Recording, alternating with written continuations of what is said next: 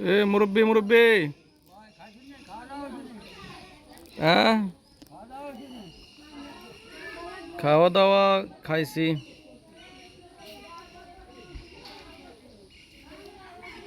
কি অবস্থা, কি বিয়ের বাড়ির খানা তো খাই আইছেন? ভাই ঢাকার যাও না হুম, ঢাকার যাও না যাইও আরো জানে আমার শরীরে কি অবস্থা? শরীরের অবস্থা ভাই এত ভালো না। দিন দিন ওষুধ দেওয়াই খাইতে আছি, ওষুধে কোনো কাজ করে না। তাই?